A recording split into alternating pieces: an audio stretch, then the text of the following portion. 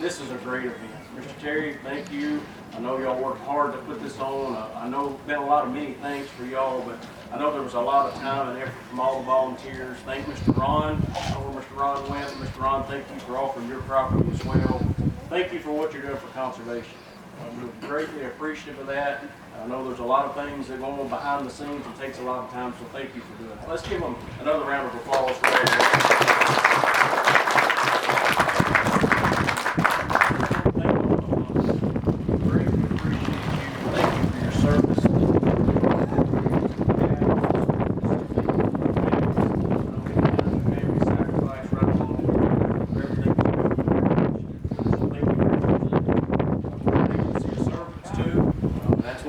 Talk about with our folks. We always want to serve you, and I want to talk about some of the ways that we're serving you here in the local community, and maybe talk about some of the new season setting things that might interest you. We just went through a season setting process for our commission last week, so a few new things on the horizon there. I'd like to talk a little bit locally about what's going on, what's going on about TWRA.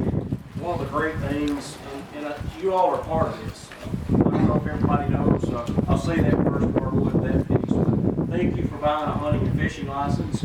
You fund conservation. You do more for conservation in this state than anybody else that's out there. Thank you if you shoot. We get excise tax off of all firearms and ammunition, and that's how this agency's funded. We don't get general fund dollars from the governor or from the General Assembly. You fund this agency. You're the ones that purchase the property that you get to hunt. You're the ones that purchase the WMA, so thank you for that. Your license dollars go toward that, and we get that federal excise match from Pittman and Robertson money from U.S. Fish and Wildlife Service, and that's how it gets done. So thank you for doing that. And in this area, we've been able to purchase a total of about 206,000 acres. That's huge. Biggest WMA across the state. Many benefits that come with that. I know you all have OHV going on. I want to thank the law enforcement and the local people here that helped get some things pushed through. We just made a pretty big change in this area, and actually all across the state, to ban alcohol use on wildlife management areas. Many of you know about the OHV use and all the accidents that were occurring here. We hope that this is really going to help slow those accidents and help in the area. And that's, again, goes statewide for our WMAs across the state, and I think that's a really good thing to help us. Probably one of the greatest things that's happened that you all know about, and again, I say that you're a big part of this because of the knowledge that you contribute and what you do as conservationists is all the species that we get to hunt, that people before us we get to hunt. Today we've all been able to go out and hunt the wild turkey. I know when I was growing up in West Tennessee, I sold very few turkeys. I killed my first turkey at the age of 15, but I didn't know anything about turkeys. We just didn't have any turkeys. I had to go over the weekly in Henry County. Well, now almost all of us have had the chance to harvest a bird, get to hear several birds gobble, and get to see those. And that's because of your efforts toward conservation. So again, I say thank you for that and all the people that help contribute. We've got many great partners that work alongside of the agency that we work with. Many of you are part of these organizations. That's TWRA, and then your local NWTF chapter. I can't say enough about both of those organizations. Of course, locally here, you've also got the Rocky Mountain Elk Foundation. That's the way things happen. It's through partnerships. So we're grateful for all the partners. There's Rough Grouse Society we're going to do this year. About 1,400 acres. It's going to be worked on just along the rural company this year. So grateful for that. Now I kind of want to move into the season setting process. I would ask this of you. If you've never watched a Tennessee Fish and Wildlife Commission meeting, try to do that. It's pretty interesting. We usually have those once a month. If you go to our website, you can see where they're going to be held. If you can't watch it, we'd love to have you attend one of those. We try to get it across the state throughout the year so that you can be able to attend. This is a place to make your voice heard. We want to hear from you. We try to do more this year than we've ever really done as an agency and taking public input. It does matter. We want to hear from you. We listen to it. We have a comment period. Believe it or not, our commissioners read all those comments. We send them to them. We kind of break it down by species so that they'll do that, and they take that input to set the seasons.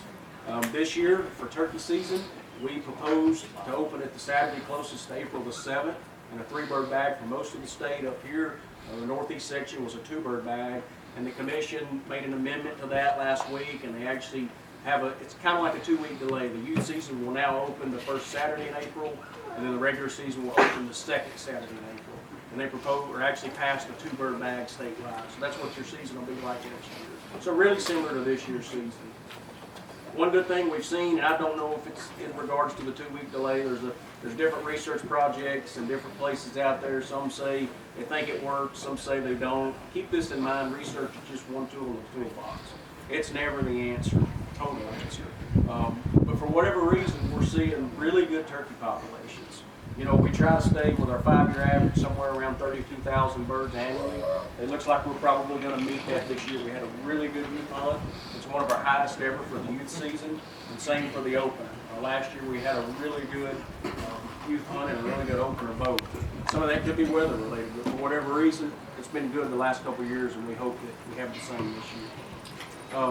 I always like to do this too, and people say I don't like to do this in crowds, but I want to pause a minute. I've told you a lot, some of the local things, but does anybody have any questions? I'd love to take a chance to answer any questions that you may have about the agency or any of the hunting seasons. Does anybody have anything they'd like to ask? Can I have a bear season?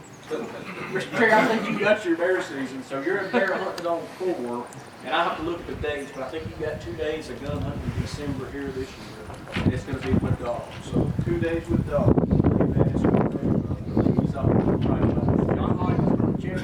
Blame it on you if I'm wrong, but I do believe that's correct. I think we passed a 2-day season in December that dogs will be allowed here.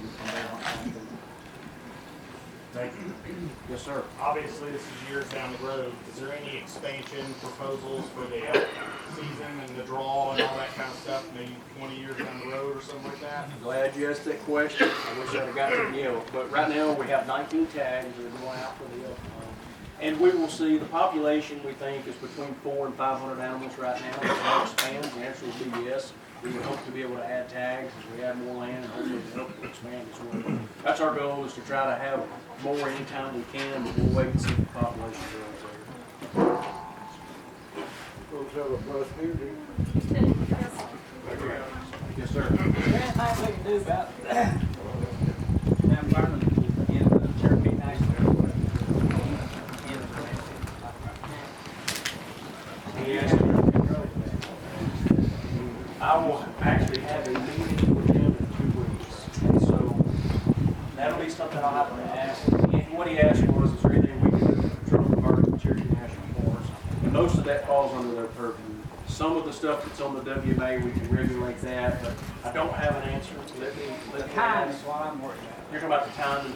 Yeah, let's do it earlier when they start this. I will definitely ask. I'll learn a little bit more about it and ask you questions. Are they still doing big burns? Are they doing large exercise burns? Yes, sir. Is there any chance of restricting the sport ATV during big game season on WMA? Here in North Cumberland? Keith, I want to look at you. I think we actually are working on limiting some of the trails that can be used and closing some of those down. And Joe Elkins and Keith, I know, are working on that. There's some of the trails that we're trying to shut down. It's going to be just open for all OHV use. Keith, is there anything that you want to add to that? So yeah, if you all have watched some of the commission meetings, like Director Maxidon mentioned, we are working on a digital trail map system. So right now, ATV use is pretty much area wide.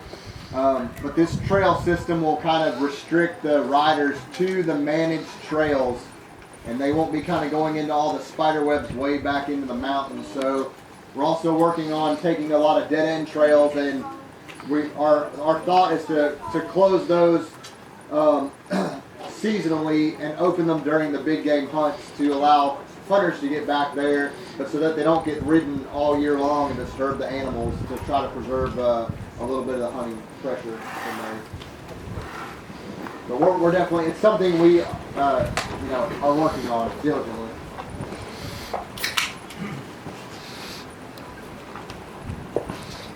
All right, I want to take a little about our land and all that, but this Cherokee will be short. It's been longer than I thought it would be too, but we actually have, the agency does, we manage a little over 1 million acres. And that's a big deal, especially in today's time. Land's getting so expensive, the working man is not going to be able to accomplish it. So we're going to continue on. Land's gotten more expensive for us. It's averaging about $10,000 an acre if you go across the state. It's cheaper in some places, depending on what that terrain looks like. And our mission is we're going to continue to try to add land. Unfortunately, we're not able to add personnel because of finances. We have about 750 personnel, and we've been stuck on that number for many years. but we are going to keep trying to purchase land and add to our WMAs. And we only buy from Wheelin sellers. We don't use any domain or anything, but any tracks that we can find that touches, we feel like we can purchase, we will continue to do that. Again, let me end with this. I just want to say thank you. We serve you, we work for you. We buy a license, we work for you. So we greatly appreciate what you do. Again, thank you, Mr. Terry, and all the people that put this event on. I'm just glad to be able to be here and be a part of it. We had a great hunt this morning. I heard 4 different birds. Had an opportunity of one, but it was a great hunt, so thank you for putting this on.